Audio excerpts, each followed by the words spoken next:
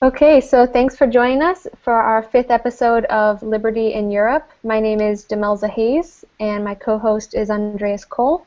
Hi there. And today we are going to be discussing the recent Bitcoin fork with Anthem Blanchard, who is the CEO of the Anthem Vault, and also the creator of Hayek Gold. So if I could just allow Anthem to introduce himself. I appreciate that, Demels and Andres. Thank you very much for having me on your program. My name is Anthem Blanchard. I'm the lucky founder of Anthem Vault, and we are a crypto financial technology company that has a heart of bullion. We have an incredible team. A lot of us are based in Las Vegas, which is where the company is headquartered. We have staff in Colorado as well, and throughout the country and world. So we try to make metal accessible to everyone. So thank you for making our message accessible today on your show. I really appreciate being on. Well, thank you so much for coming on. I listened to an episode that you did with You, Me, and Bitcoin. I think that was a couple weeks ago as well.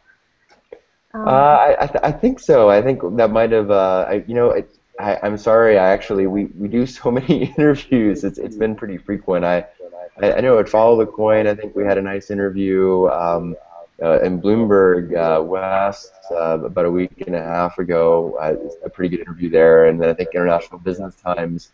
Of course, the media always likes to look for controversy, and I think it's just important to have dialogue, which I think is really good, because I think at first I think there was a tendency to say, okay, well, there are some thought leaders that think we should have this fork, and therefore we should just have a fork because there's going to be a problem and we need to do something about it, so let's do this. And the big hesitation I had, I was just echoing really all of this other contingency, and a lot of people that are even much more involved than Bitcoin and crypto than I am, and we're very involved. It's really the core of all of our technology development is cryptocurrency and cryptography. I mean, it's hugely core, but it's important that we do things in a measured way, because one of the things that people really liked about Bitcoin, from looking at it as a long-term store of value, is that we could trust the math, that that the math would be static, and all of a sudden, by changing the number of transactions that can be transacted in a block, the math is now changing. So I agree that I think the math does need to be changed, but I think it's really important to recognize that this is creating a hugely material change that's going to hugely materially affect the price in one way or another, at least in the interim, if nothing else. So I think it's really important that whatever gets done can continue to be, scalable in an automated way, very much like how the block sizes are halved in an algorithmic way that's automated, that people can trust the math. Okay, so, well, yeah, I mean, there's all these different sides to the block size debate, and just to kind of give people some background, it seems like right now the block size is set at 1 megabyte. Yes. And that can only allow 7 transactions per second, approximately. Yes. And some people want to see Bitcoin compete with other payment systems that can process thousands of transactions per second. Yes. And so one way to allow that is to increase the block size. And so there's people that, there's debates going on right now about what the block size should be, if it should increase over time, if we should just, make no limit on the blocks.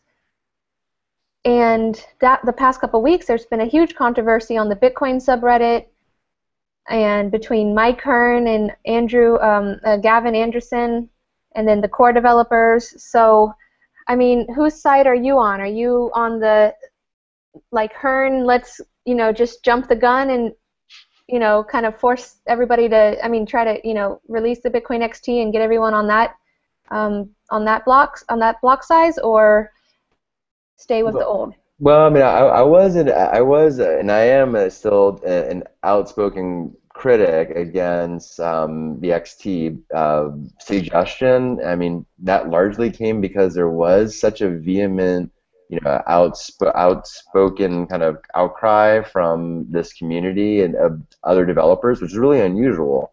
And I mean, the fact of the matter is that there was an episode in March of 2013 where Mike Hearn had suggested a change that was almost created Bitcoin to fail, and it weren't for these other programmers that came in. So that's a reality. It happened. We all make mistakes. I made plenty of mistakes. We've all made mistakes.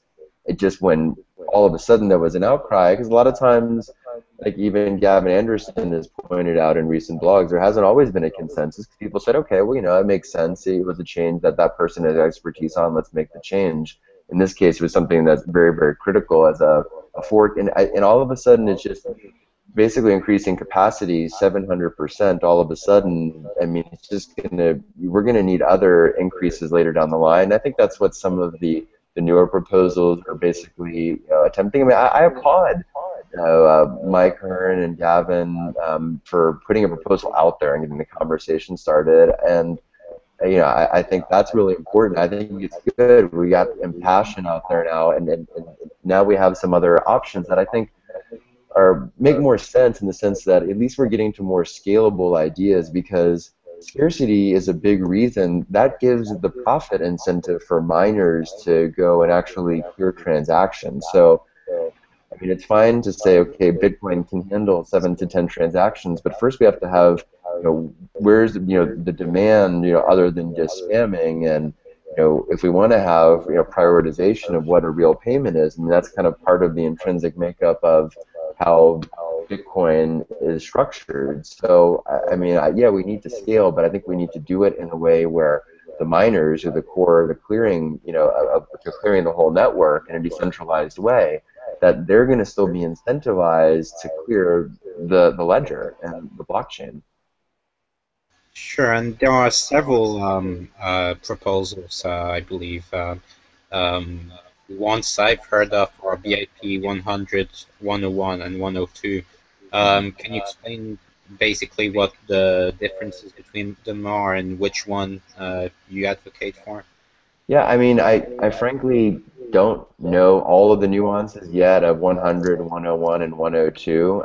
My understanding is that they all have to do with basically trigger points of, we hit certain threshold triggers. I mean, for me, because I like to look to see who has the most skin in the game, who has the most to lose and the most to gain. I mean, I look there at the companies that are the miners, I think, and then the core developers on the other side. So they really have the most skin in the games in different ways. So on the developer side, really as a reputation and as livelihood, ultimately, on their side, and obviously on the miner side, more directly from an economic standpoint. So it's actually on my list to study more all these proposals. I frankly haven't gotten too far into it, because I'm expecting even more proposals that are going to come down the line that are going to be further refined. But what I do like, I mean, from what I've seen so far with BIP 100 is, the idea of having an automated approach. I like.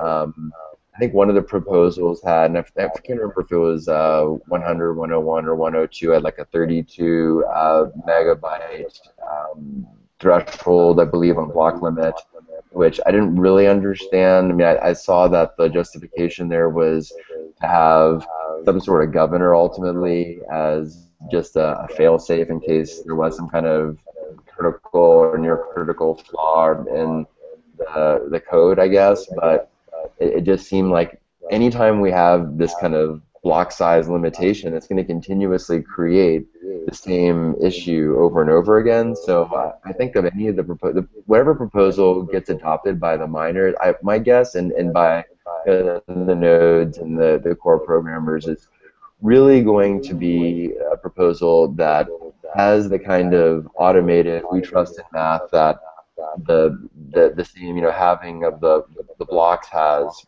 with with Bitcoin and how it's constructed. So that way we don't have to, we can minimize or ideally ultimately eliminate any additional human interaction with some kind of real fundamental change in the way that Bitcoin functions. So I need to put it on my list to study some of the intricacies of 100, 101, 102.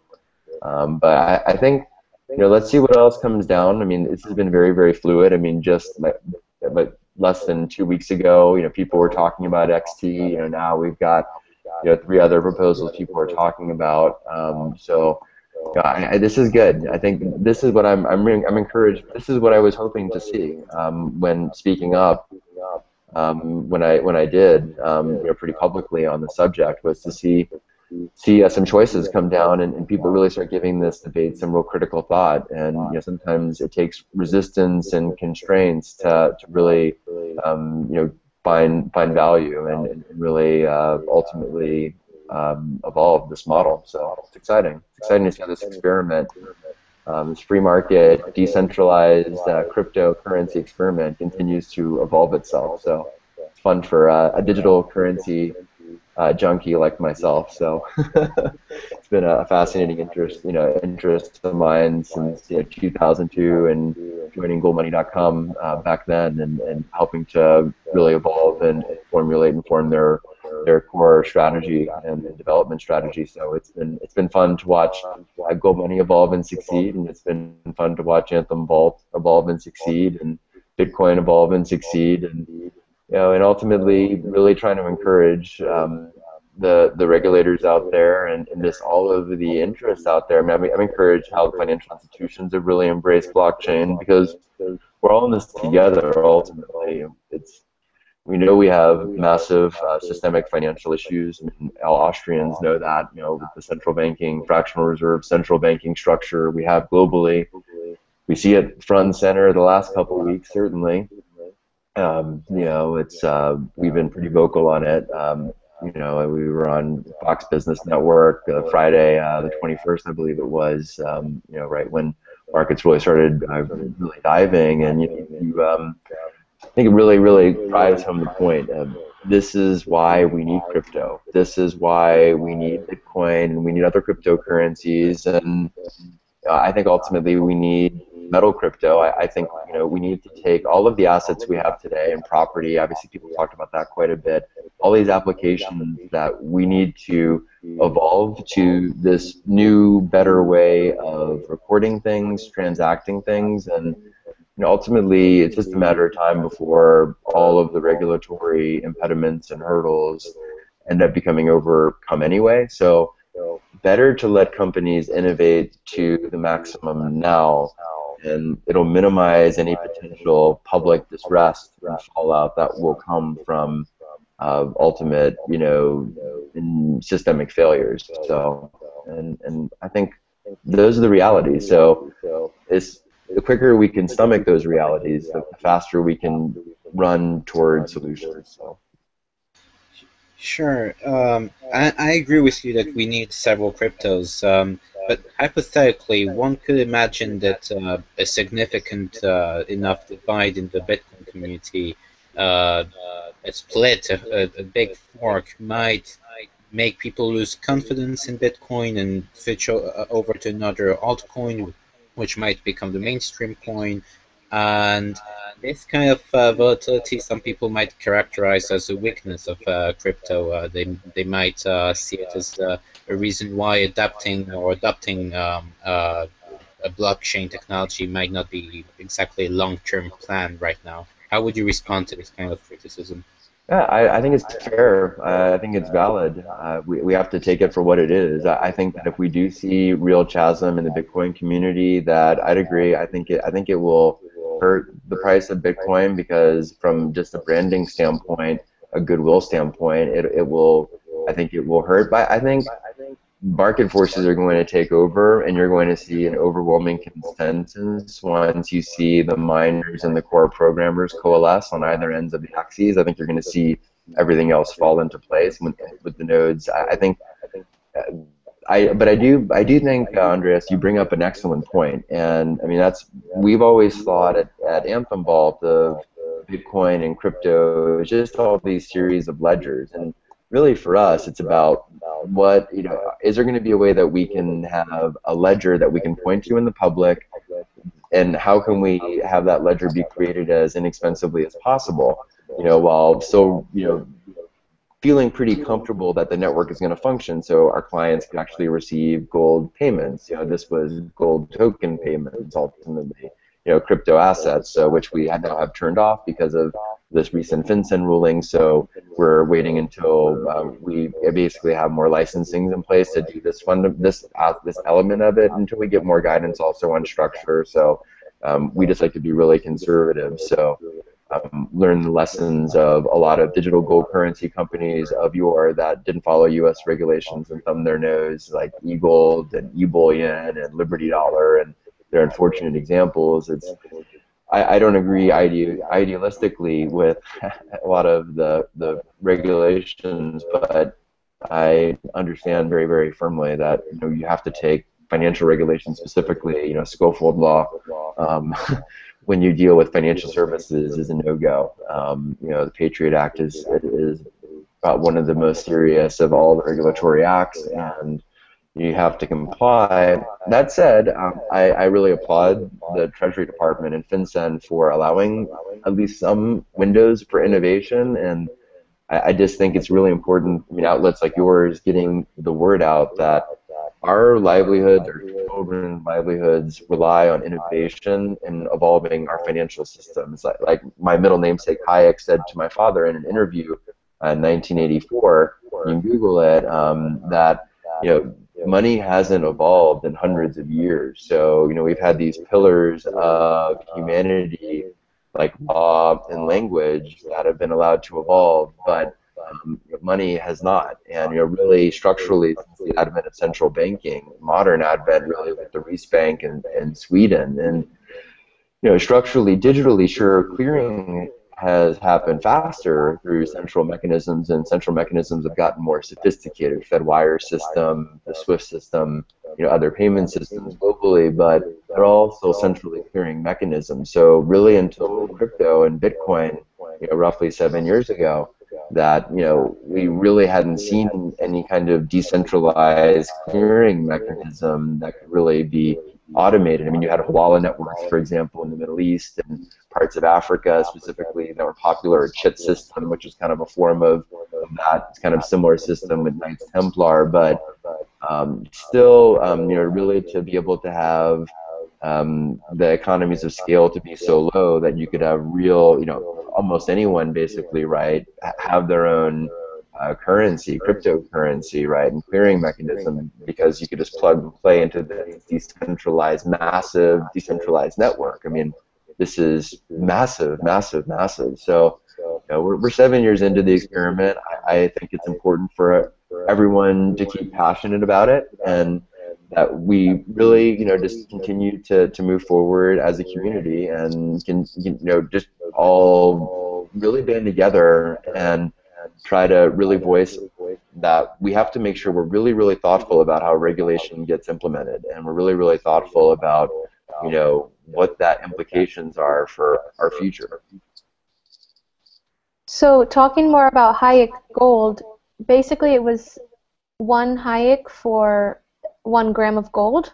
Yeah, so 1 Hayek is 1 Hayek redeemable for 1 gram of gold in an Anthem Vault account. So basically like a bearer certificate. So, but in this case, a bearer token or bearer digital instrument, right? So, and that's not something that I also impress with people too. That really cryptocurrency, it's really akin more to like an LLC or a corporation or a certificate or a bond.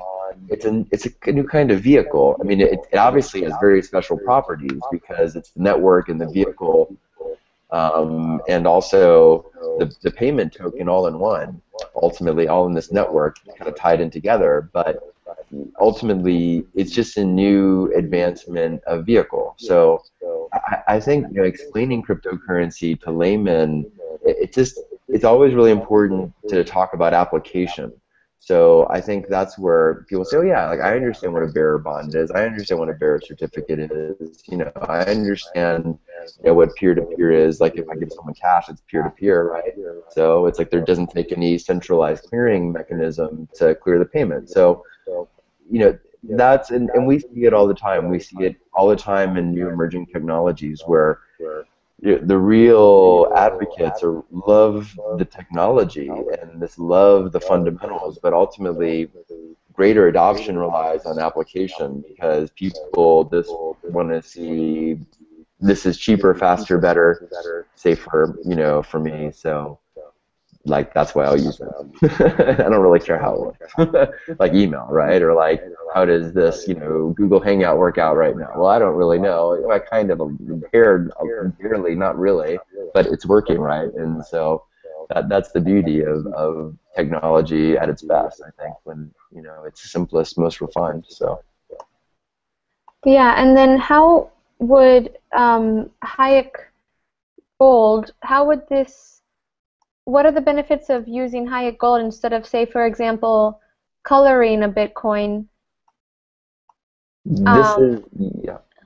Yeah, go ahead. This is a colored Bitcoin in essence. So it's because Hayek Gold is on top of Counterparty, which works basically just like a colored coin, or not just, but very similarly. So it's just layers. So Bitcoin blockchain is layer 0, then like a colored coin would be a layer 1, or Counterparty layer 1, and then Hayek is a crypto token on top of Counterparty.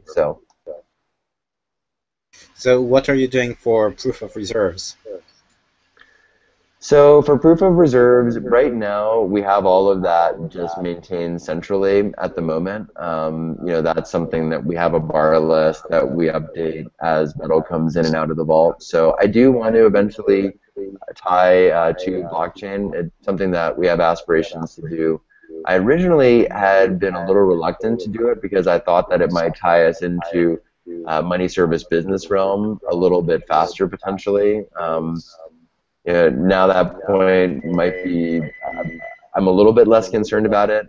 Just seeing bit reserve and some of the treatments. We have a little bit of precedent out there, arguably in the market. So it's something that I think is interesting. Ultimately, there's other aspects that I can't get into too much that we're working on that more have to do, I'd say, with Internet of Things application. Than kind of the tying crypto to an inventory list ultimately. But our procedures internally are that we have third-party vault operator, and we match up third-party vault operator to our system, and then we have best practices controls where we have multiple operators and checks, and that we have AICPA, PCAOB audits that basically do the control checks there. So that's the basic best practices for fractional metal ownership.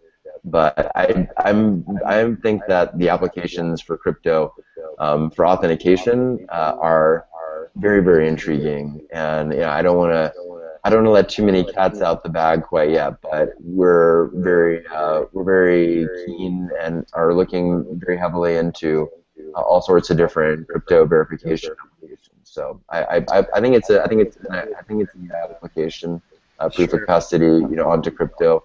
I think it's a neat idea. I think really we've just started to scratch the surface on ideas. So but yeah, I think there'll be some exciting developments that people will appreciate coming from Anthem Vault pretty soon on the topic. So. But yeah, I'll leave it at that. Right, because that's the principal concern with any gold voucher, whether it's physical or virtual. You need to know that the amount of gold is really out of circulation, not being spent out there. And if you can prove that to people, I think there's a lot of space for that kind of assets in the crypto world. Yeah, I mean, right now I would say the best protection someone honestly has, right, my witness of it is statutory, the fact that we're in the U.S. and the fact that the U.S., for better or worse, has come down very, very hard when companies have stolen from their clients in the fractional metal ownership, digital currency space, and in some cases come down because they were blatantly flaunting that they we're basically looking at the other way at U.S. Federal code. Again, I understand the sympathies, some sympathy arguments behind it, but that's not how the U.S. courts have chosen to prosecute the laws, and the verdicts that have come down have not been favorable.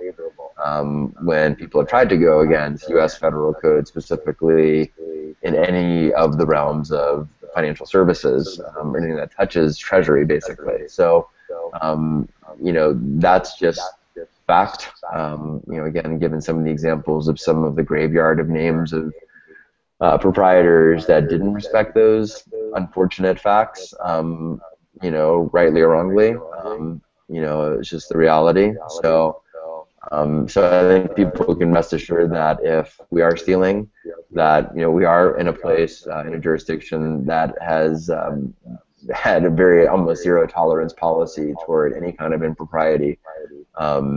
Even in some cases when a lot of people didn't even think there was an impropriety, right, like Liberty Dollar. But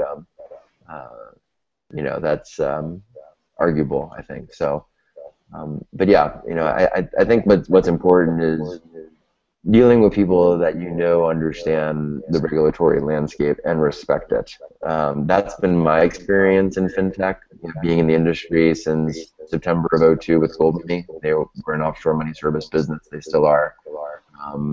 That's it's a reality after 9/11 and the Patriot Act as an extension of the Bank Secrecy Act. It's just fintech has to be cognizant because the Patriot Act is global. The IMF has implemented the Patriot Act globally. I mean, that's been in place now for a decade, basically. So globally, pretty much, at least most of it. So, and just understanding the lay of the land and making sure you comply. And it's frankly, in a lot of ways, never been easier to actually do the physical compliance because of technology and how long now the Patriot Act has been in place. At the same time, the surety bonds and money service licenses, companies like Coinbase have come out and been really open about how expensive and how long the processes take, and they are regulatory hurdles that have been in place for decades in these different states that have been enacted, different state legislatures that are ultimately, indirectly, protectionist type instruments, unfortunately, that have been erected in these different states. But again, they're realities. So that's understanding those realities and then saying, okay, well, that's understanding the rule of law in these different jurisdictions. And I think that's where we have a really nice advantage. I hate to say nice advantage, but I guess a reality-based advantage of understanding the U.S. and regulatory money service business, precious metal laws as best we can, and ultimately the genesis of all of these financial services IMF laws all arrived from the U.S. So I think it's a reality, but it's good to talk about this reality. So it helps us kind of think about, are some of these ways that we're going with regulation, how damaging are they?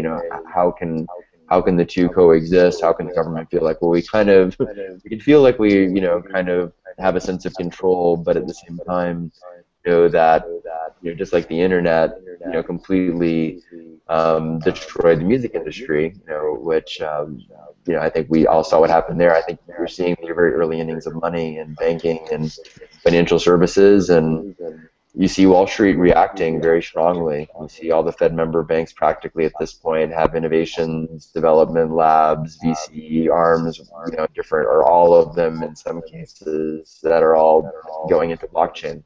And this is, I think, now the hottest area in tech, or starting to become the hottest area in tech. So starting to displace biotech, I think, now as the real flavor of the day for Wall Street. So it's getting interesting.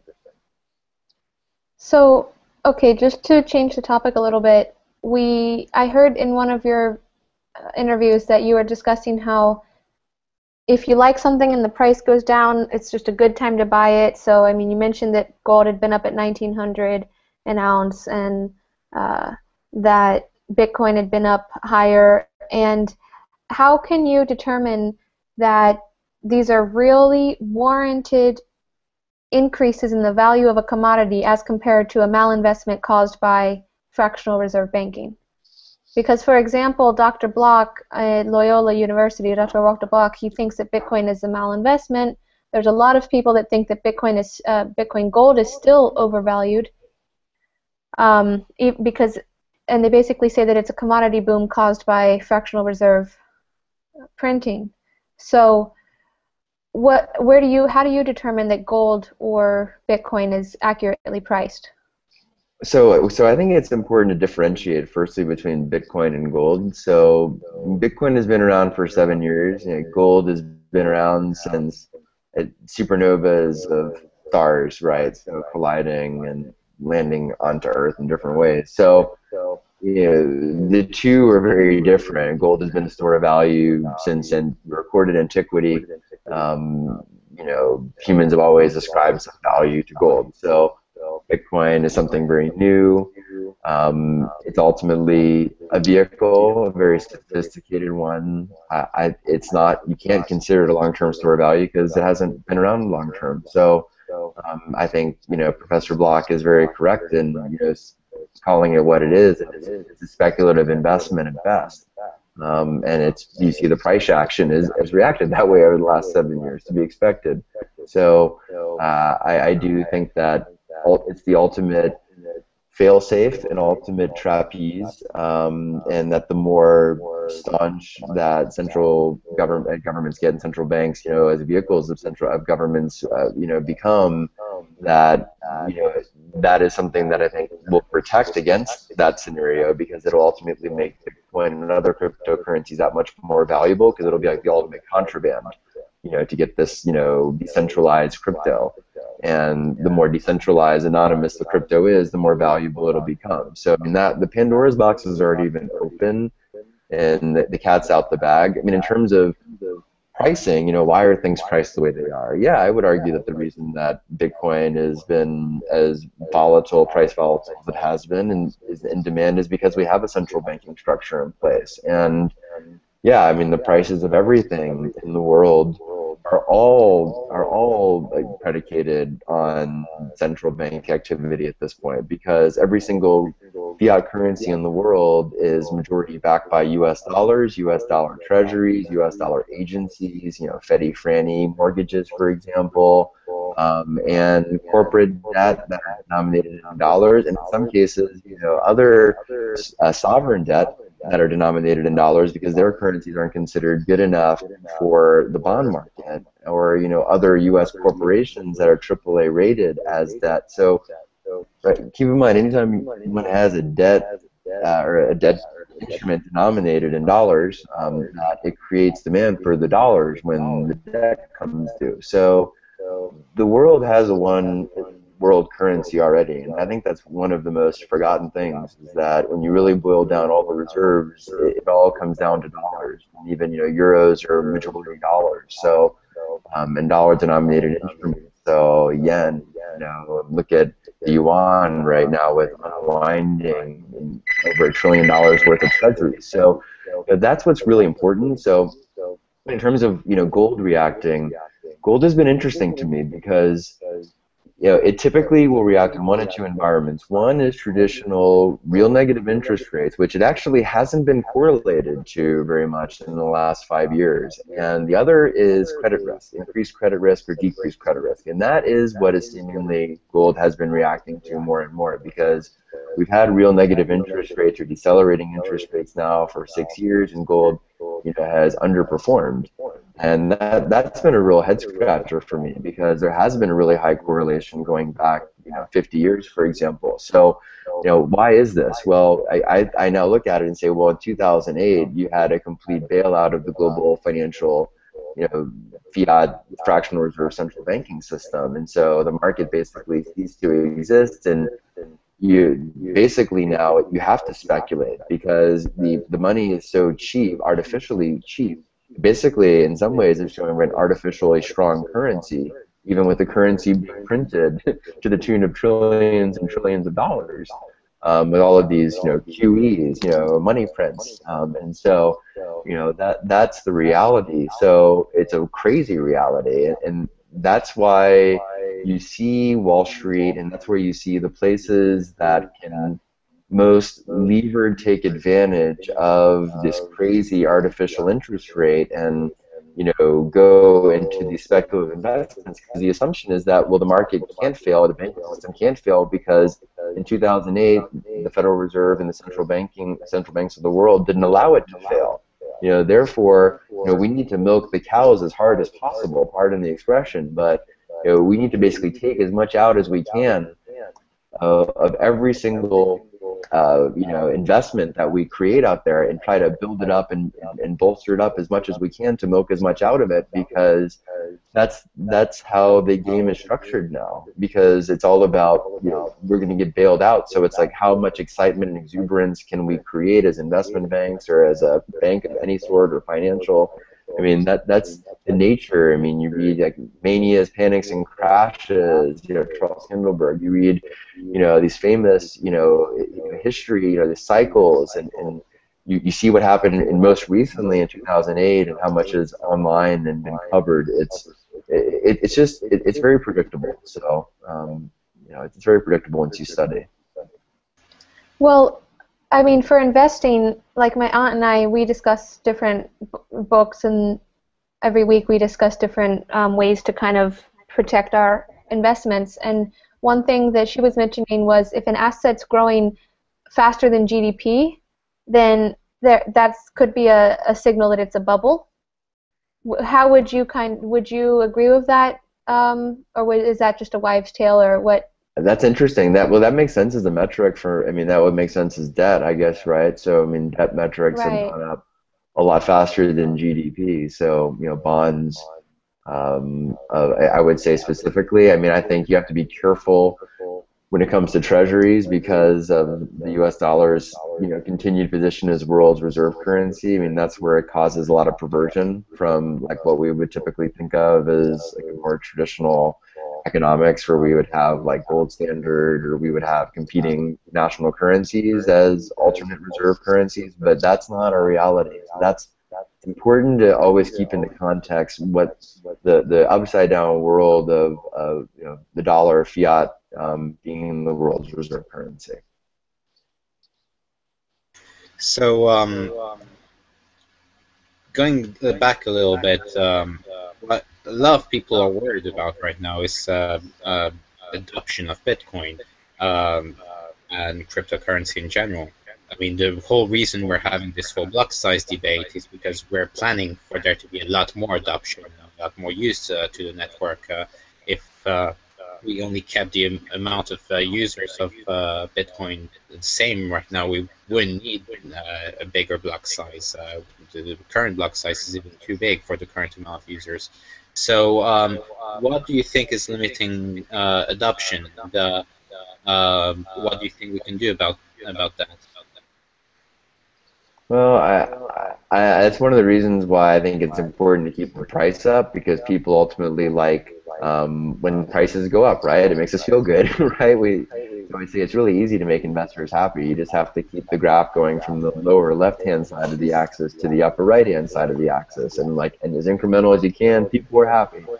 So that's the key, and that's why I've been so vehemently against really huge increases in the block size, because I think exactly to your point, Andreas, like until we have that resistance, then we're not going to create new interest, because people are going to be most interested when they see the price going up, until there's a serious problem, would be my big caveat. So like Greece is a really intriguing place for me, and so I know we actually got connected through a mutual friend that was a Greek originally, and so Alex, and so that I think places that are experiencing capital controls in real time, like a Cyprus or a Greece, we'll see kind of what happens, fluid situations we have in Venezuela, Ukraine, Argentina. I would say it's more kind of really interesting red alert zones. So always intriguing to see what happens. I think the beautiful thing is that even worst case scenario and Bitcoin blows up, that we have thousands of other cryptocurrencies out there already, and already, dozens that are very popular. So, maybe this first one won't be the one. Maybe there won't be a one. maybe it's ultimately thousands of different blockchains that all work together. I tend to think that there probably will be a backbone, or at least a few main backbone crypto currencies out there. It makes sense to me, and I still think Bitcoin is the one. I do, but I think that we need to think really carefully. I mean, I think that was one of the issues. That was one of my main issues. I just felt like it was really weird because it was like seemed like Bitcoin community has been such a thoughtful community, right? Like Reddit and everyone's been so thoughtful. I mean, that's been one of the most amazing things I think of seeing the Bitcoin community is how well it's progressed to this point. I mean, a $3 billion market cap. I mean, can you imagine if most companies that had that kind of market cap were this kind of cooperative? I mean, it's kind of amazing. And so it was kind of weird. All of a sudden, it's just like we went headstrong into this, XT and like, all of a sudden, all these other programmers were vehemently against it, and these other programmers were vehemently for it, and it was just weird. And it was 700% from 1 to 8. And there wasn't, really clear mechanisms to me necessarily of like a governor, some kind of automated algorithmic governor that could be set that would hopefully eliminate or really minimize any other future human interactions with this. So, they're making us ask these questions of, let's see, let's kind of see how Bitcoin evolves. It's not the end of the world, even if it doesn't evolve, because the world we live in is real. I mean, we have real things around us, and Bitcoin is a decentralized ledger. I mean, the blockchain is a decentralized ledger, and so that's really the ultimate creation. It's a secure, decentralized, immutable ledger, and so that's done. I mean, the cat is out the bag. Pandora's box is open, and it will not return. I mean, what it means to remittance and payments, a loan and record keeping, and deeds, and any kind of property title, and contracts. Ultimately, alone, the value just in those areas is in the hundreds of billions. Can the average person actually do all of those things? Can they actually use Bitcoin those ways? I mean, I'm not trying to be cynical here, but the average person you ask in the street, and this has been done before, the average person doesn't know the difference between a browser and a search engine. How do you propose that we get all contracts and property titles and transfers of currency done digitally when a lot of people can't even send an email? Great question. I think it's going to take the real great user experience companies of the world, the Amazons of the world, the Apples of the world, to really, the Googles of the world, of course, to really embrace blockchain and crypto, because it's ultimately going to be, or other companies, I mean, we're obviously, we try to, our mantra is to try to emulate as much as we can simplistic design and intuitive design, and getting to that point, it's hard, but it reminds me a lot of DOS, before Microsoft Windows, or, Macintosh GUI, right? The difference between that or command line, where it's going to take these applications to say, and applications, and then enough applications, and then enough state examples, because ultimately a lot of these are all really heavily regulated activities. So, I mean, we started seeing a little bit of, talks with some, governments starting to look at crypto, but I think it's going to take some really forward-thinking local governments ultimately that are going to be embracing different applications, and then you'll see more local governments, and the places that the pain points are the worst, the places that are the most disorganized, the places that have the least amount of money for these activities like title and contracts and record keeping. And those are the places I would imagine you will see blockchain record keeping, whether that's the Bitcoin blockchain or another. I mean, again, that's the beautiful thing, is that you can always keep a record of the Bitcoin blockchain, even if it ceases to really, become dominant and the number of transactions falls off a cliff, and Litecoin becomes, the latest blockchain, or some other crypto, chain, cryptocurrency that, maybe isn't even out now. So you can always preserve the old ledgers and have there be reference points, right? Like as Bitcoin, as long as there's just a handful of computers running, you can clear a transaction.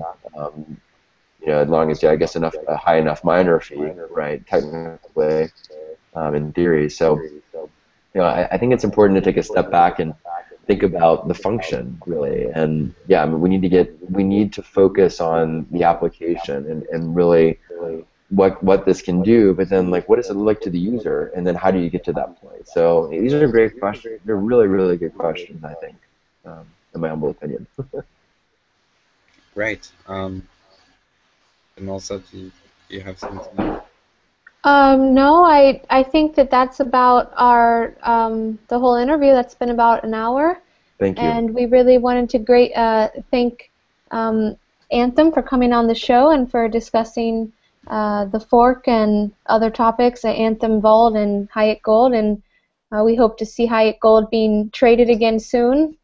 Yes, yeah, we do too. We have some really exciting. I mean, we're all about making gold really the most valuable asset in the world with Anthem Vault, and so it's really through liquidity. So I mean, it's keeping it simple and keeping it trustworthy and keeping it really easy for people to use, but then adding applications in a way that people it's going to be valuable to them. So we appreciate everyone's patience, and we want to make this a really huge show that ultimately we are for preserving people's value, and we're also really into crypto. I mean, I can now announce that very shortly, it should be next week, amagimetals.com is going to be an Anthem Vault property. So Amagi Metals has been the largest Bitcoin to precious metal retailer historically. So we're really, really excited about that. So we have huge, ambitious crypto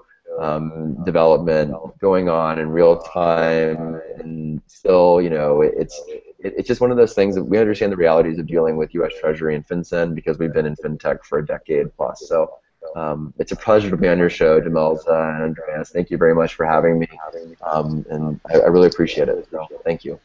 Well, thank you so much. And also for next week, for our viewers, we're going to be hopefully broadcasting live next week. And we're going to have Dr. Guido Hulsmann with us, who is a professor from the University of Angers in France, and also he's a senior fellow at the Mises Institute in Auburn, Alabama. So we thank Anthem again, and we hope to see all of you next week. Thank you. See you guys next week.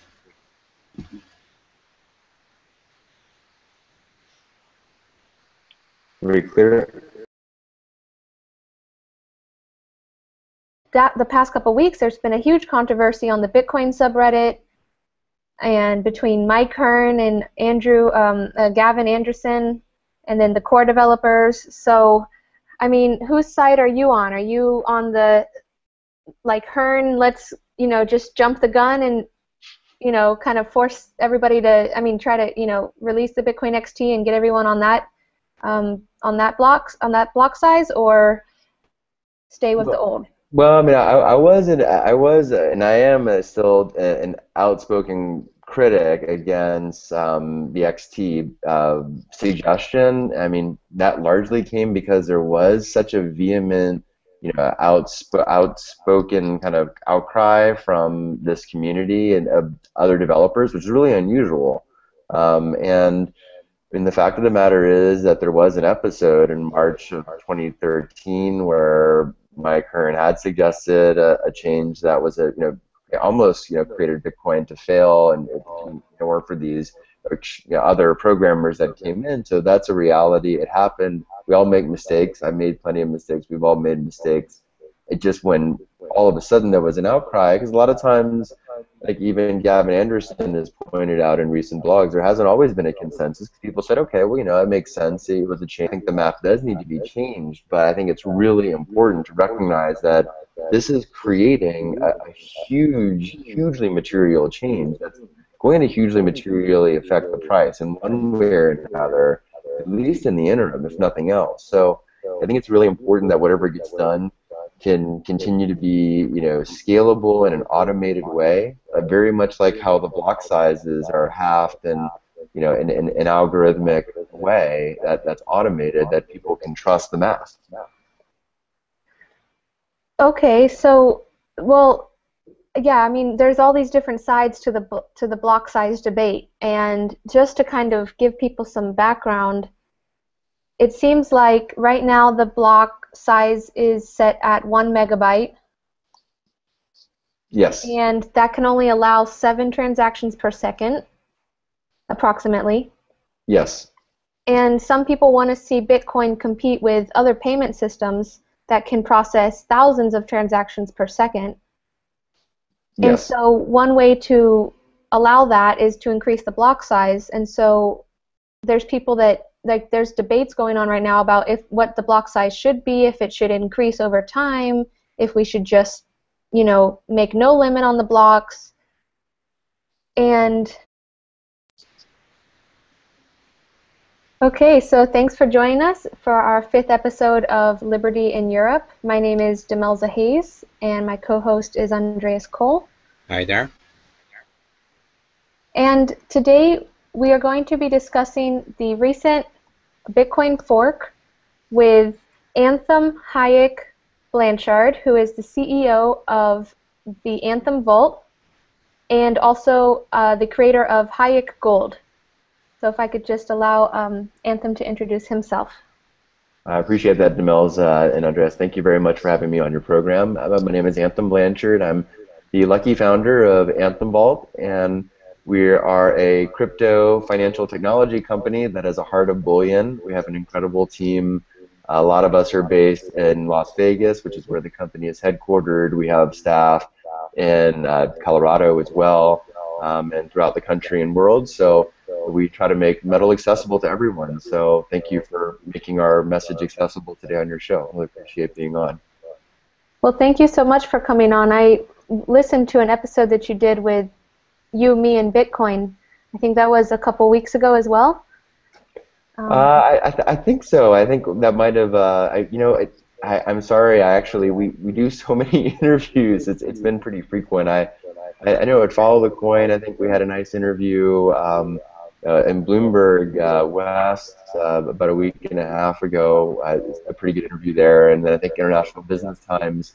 Of course, the media always likes to look for controversy, and I think it's just important to have dialogue, which I think is really good, because I think at first I think there was a tendency to say, okay, well, there are some thought leaders that think we should have this fork, and therefore we should just have a fork because there's going to be a problem and we need to do something about it, so let's do this. And the big hesitation I had, not really, I was just echoing really all this other contingency, and a lot of people that are even much more involved than Bitcoin and crypto than I am, and we're very, very involved. It's really the core of all of our technology development is cryptocurrency and cryptography. I mean, it's hugely core, but it's important that we do things in a measured way, because one of the things that people really liked about Bitcoin, from looking at it as a long-term store of value, is that we could trust the math, that that the math would be static, and all of a sudden, by changing the number of transactions that can be transacted in a block, the math is now changing. So I agree that person has expertise on, let's make the change. In this case, it was something that's very, very critical as a fork, and all of a sudden it's just basically increasing capacity 700% all of a sudden. I mean, it's just we're gonna need other increases later down the line. I think that's what some of the newer proposals are basically attempting. I mean, I applaud Mike Hearn and Gavin for putting a proposal out there and getting the conversation started. And I think that's really important. I think it's good. We got Impassion out there now, and now we have some other options that I think make more sense, in the sense that at least we're getting to more scalable ideas, because scarcity is a big reason that gives the profit incentive for miners to go and actually clear transactions. So I mean, it's fine to say, okay, Bitcoin can handle 7 to 10 transactions, but first we have to have, where's the demand, other than just spamming, and if we want to have prioritization of what a real payment is, I mean, that's kind of part of the intrinsic makeup of how Bitcoin is structured. So I mean, yeah, we need to scale, but I think we need to do it in a way where the miners are the core, the clearing, clearing the whole network in a decentralized way. that they're going to still be incentivized to clear the ledger. And